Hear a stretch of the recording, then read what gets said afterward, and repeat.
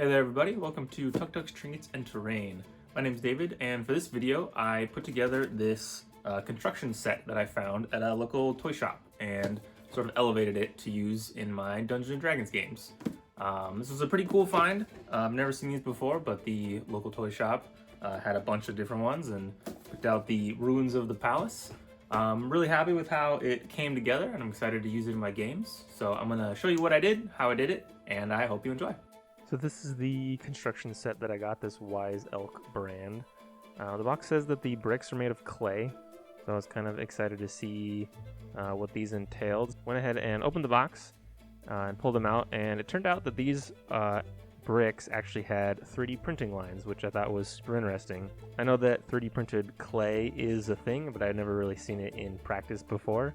But you can see here on the brick the pretty clear lines of the different layers.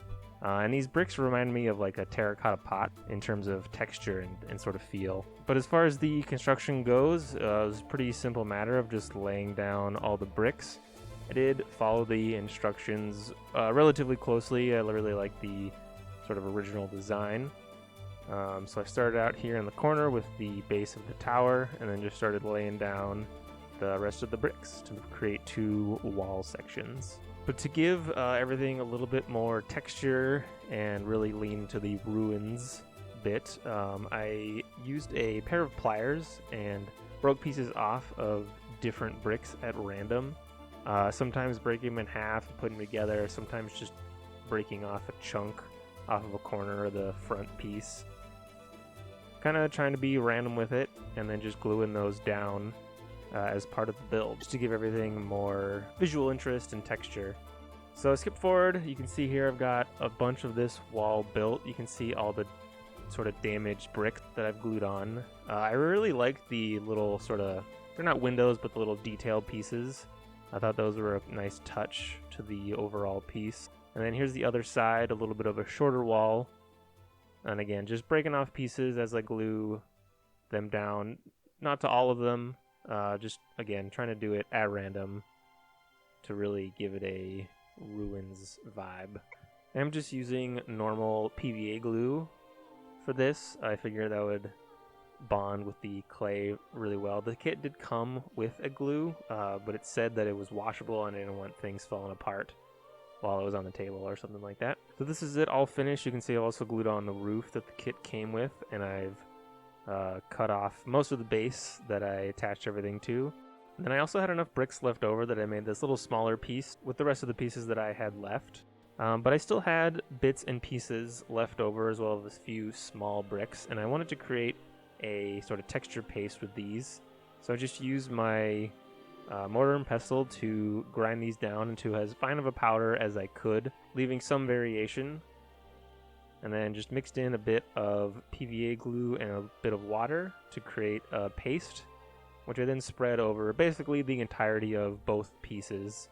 I did use this mainly in the corners as well as on the very bottom to blend all those pieces together to try and give everything just a worn look, like edges have rounded off and bits have fallen down.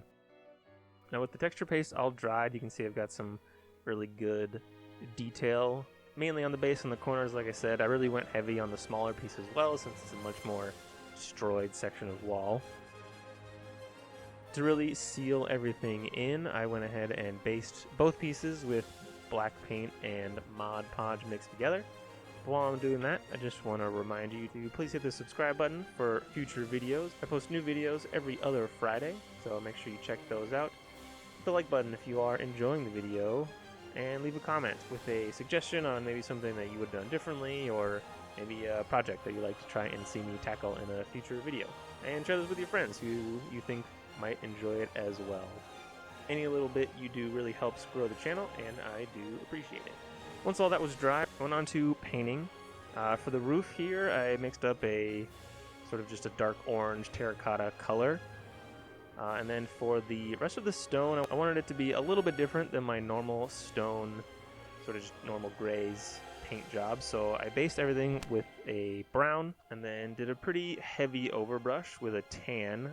I did this on the entire piece just to blend everything together.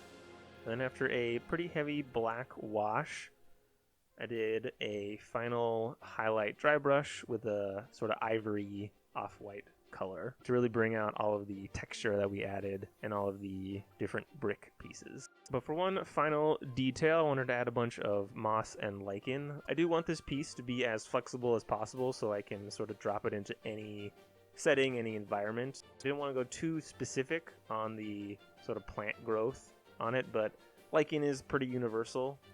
So I just mashed up some different spices to make it a more finer texture, mix that with some PVA glue, and then just spread that over the entire piece. And with that, it is all done.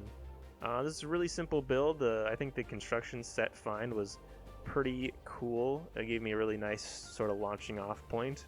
There was a bunch of different ones of these, so I'm kind of excited to maybe find some more and get some different structures and sets. But I hope you enjoyed the video. Thanks for watching. I do have a Instagram account if you want to check out work in progress pictures and other things I've got going on.